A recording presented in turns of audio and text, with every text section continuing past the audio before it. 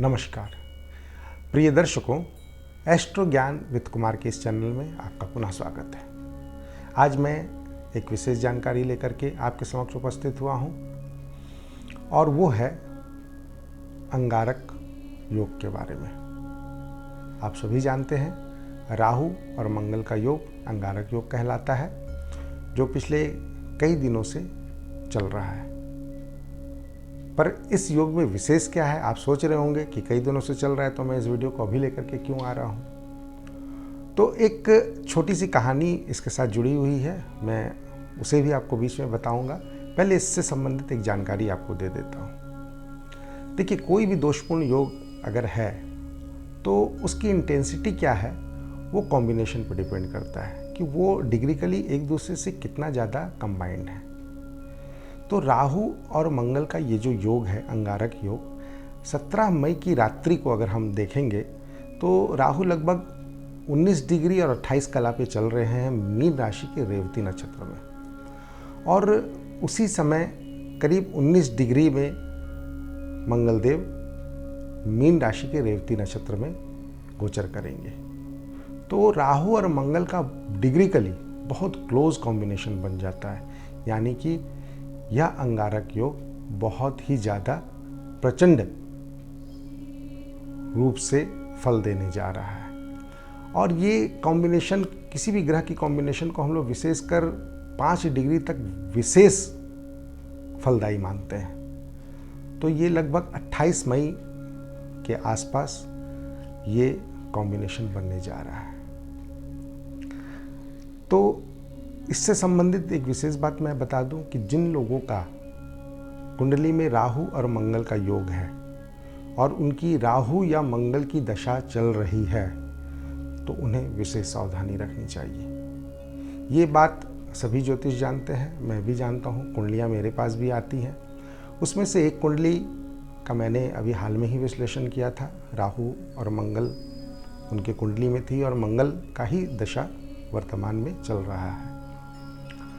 ये बात कुंडली से स्पष्ट रूप से दिख रही थी कि ये जो गोचर आने वाला है कुछ ना कुछ परेशानी पैदा करेगी। तो वो जो जातक थे वो दुर्घटना के शिकार हो गए, काफ़ी चोट उनको आई है। तो ये एक ऐसी बात है जो बिल्कुल ही प्रभावी रूप से ये हो जाने वाला है। तो आप लोगों को थोड़ा सा सचेत करने के उद्देश्य से मैं यह वीडियो बना रहा हूँ, अन्यथा मैं ये वीडियो नहीं बनाता। आप लोगों को डराना मेरा उद्देश्य नहीं है, थोड़ा सा सचेत करना आप लोगों को उद्देश्य है। तो मंगल और राहु का जो अंगारक योग है, हम थोड़ा सा इसे समझ लेते हैं कि ये है क्या। देखिए, किसी भी चीज़ को इंटेंसिफाई करने का जो मादा है वो राहु में है, और मंगल किस चीज़ के कारक है? तो मंगल क्रोध के कारक है, अग्नि के कारक है। तो जब राहु और मंगल का अंगारक योग बन जाता है तो वो उसको इंटेंसिफाई कर देता है। तो रक्त के भी कारक हैं मंगलदेव। तो जिनको ब्लड प्रेशर से संबंधित समस्या है उनको अपने ब्लड प्रेशर पे ध्यान रखना है। जिनको क्रोध बहुत आता है उनको बिल्कुल ही अपने क्रोध पे नियंत्रण रखना है, अन्यथा वो कुछ गलत कर बैठ सकते हैं। इसके अलावे आपको अपने मानसिक तनाव पे, मानसिक स्थिति पे पूरी तरह से काबू रखना है। आप कोई भी ऐसे बेचैन करने वाली स्थिति में अपने आप को ना डालें जिससे कि आपको परेशानी हो। आप देखेंगे अगर भौगोलिक रूप से भी, तो आप जो मौसम है उसमें बहुत सारे आप उतार चढ़ाव देखेंगे। आगजनी की घटनाएं बहुत जगह हो सकती है, जैसे जंगलों में आग वगैरह लग जाते हैं, वो घटनाएं घटेंगी। आप ये भी देखेंगे कि चूँकि भूमि कारक है मंगल, राहु से प्रभावित हो रहा है, बहुत डिग्रिकली बहुत क्लोज कॉम्बिनेशन है। तो ईश्वर ना करे ऐसा हो, लेकिन ये भूकंप इत्यादि को भी दे सकते हैं। तो कुल मिलाकर यह समय कहीं से भी उचित नहीं जान प्रतीत होता है। लोगों के बीच में रोष बढ़ना, क्रोध बढ़ना, किसी भी चीज़ को लेकर के बलवा होना सड़कों पे, ये सब संभव है। तो आप लोगों को इसमें सावधानी रखनी है, विशेषकर जिनके राहु मंगल की कॉम्बिनेशंस उनके कुंडली में है और राहु या मंगल का दशा या अंतर्दशा चल रहा है। तो विशेष रूप से ये जिन राशियों वालों को ये प्रभावित करने वाले हैं उसके विषय में हम बात कर लेंगे। तो सबसे पहले हम बात करेंगे मेष राशि के विषय में। तो मेष राशि में चूँकि मंगल मेष का ही स्वामी है और वो अपने राशि से द्वादश स्थान में राहु के साथ गोचर कर रहे हैं, तो द्वादश स्थान में राहु और मंगल का योग ये मेष राशि वालों के लिए बिल्कुल ही उचित नहीं है। उनको अपने स्वास्थ्य पर पूरा ध्यान देना चाहिए, अपने ब्लड प्रेशर पे ध्यान देना चाहिए, और रक्त संबंधी किसी भी प्रकार की कोई समस्या हो तो उनको बिल्कुल सावधान रहना चाहिए। चूँकि द्वादश स्थान हॉस्पिटलाइजेशन का भी है, तो ऐसा कोई बात ना हो जिससे कि उनको हॉस्पिटलाइज होना पड़े, तो उनको थोड़ी सी सावधानी के साथ चलना है। गाड़ी सावधानीपूर्वक चलाएं, आप कोई दुर्घटना के शिकार ना हो जाएं, इसका पूरा ध्यान रखें और कोशिश करें कि मन को शांत रखें, क्योंकि मंगल मेष राशि के स्वामी है, इस बात को ध्यान रखिएगा। तो बहुत तेज़ी से विचारों का आना, बहुत तेज़ी से मन में उग्रता आना, ये सब संभव है। तो मन को कंट्रोल रखें, योगा प्राणायाम वगैरह करें, और अपने स्वास्थ्य को ठीक रखने के लिए आप खाली पैर सुबह सुबह आप कम से कम 1 किलोमीटर आप खाली पैर जमीन पे चलें। तो ऐसा करने से यह गोचर संतुलित होगा। आप देखेंगे ठीक प्रकार से यह गोचर आपका निकल जाता है। दूसरी राशि के बारे में अगर हम बात कर लें तो हम लेंगे सिंह राशि को। क्यों लेंगे सिंह राशि को? क्योंकि सिंह राशि से ये अष्टम स्थान में यह योग बन रहा है,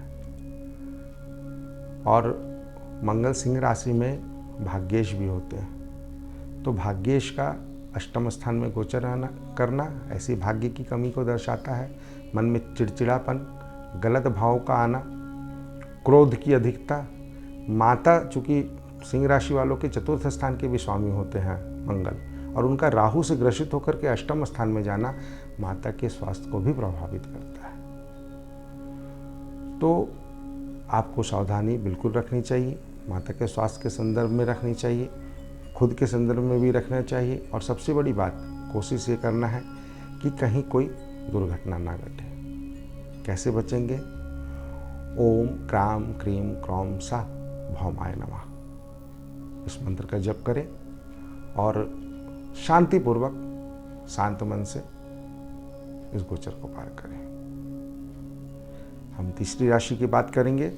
तो तीसरी राशि में अगर हम देखें तो थोड़ा कन्या राशि को हम इसमें लेंगे, क्योंकि कन्या राशि के सप्तम स्थान में यह गोचर बन रहा है। कन्या राशि पे पहले से ही केतु देव चल रहे हैं, जो उनको बहुत अधिक प्रभावित करके रखे हैं, और सप्तम स्थान से मंगल और राहु का गोचर ये आपके पार्टनरशिप को ब्रेक कर सकता है।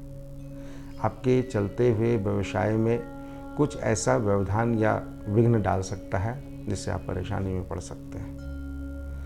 मंगल कन्या राशि वालों के लिए अष्टमेश है, तो अष्टमेश होकर के, तृतीयेश और अष्टमेश होकर के सप्तम स्थान में जाना आपकी धर्म पत्नी के स्वास्थ्य को पूरी तरह से ये बिगाड़ सकता है, और सिर्फ स्वास्थ्य ही नहीं बिगाड़ सकता है बल्कि वाद विवाद, और उनके साथ अगर जो मैंने पहले कहा कि राहु या मंगल की दशा चल रही हो और राहु और मंगल का कॉम्बिनेशन अगर कुंडली में हो तो यह तलाक भी करवा सकता है। तो कन्या राशि वालों को बिल्कुल सावधान रहना चाहिए। इसमें बचने की उपाय ये है, आप लाल मसूर के दाल को दान करें।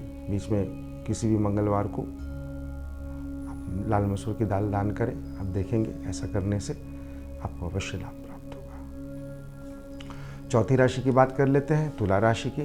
तो तुला राशि में मंगल जो है द्वितीयेश और सप्तमेश होकर के प्रबल मारक होता है, और ये आपके गोचर करेंगे छठे स्थान में।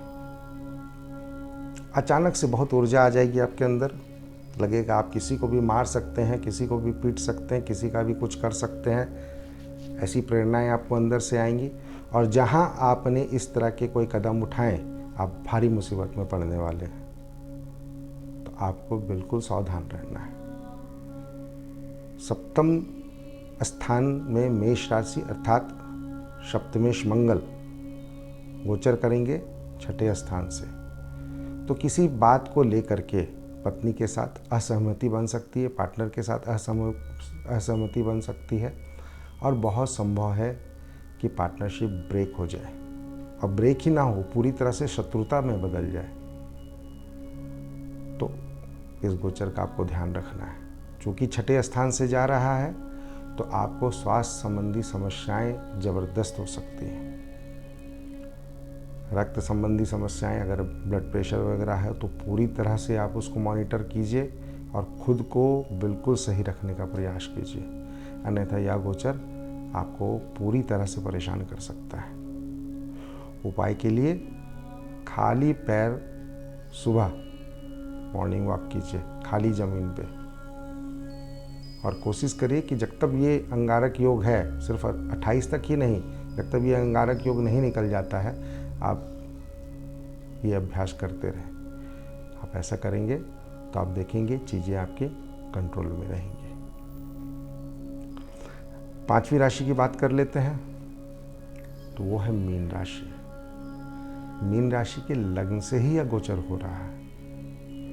तो लग्न में मंगल और राहु का गोचर, आप देखेंगे छोटी छोटी बात में आपको क्रोध आ जाएगा, नहीं गुस्सा होने वाली बात में भी आप भड़क जाएंगे।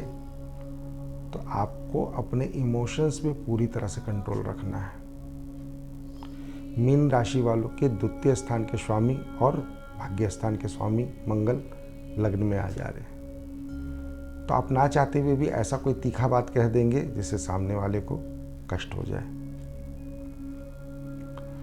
तो कोशिश करना है क्रोध को नियंत्रित रखना है, और जहाँ तक हो सके प्राणायाम करते रहना है, डीप ब्रीदिंग करना है।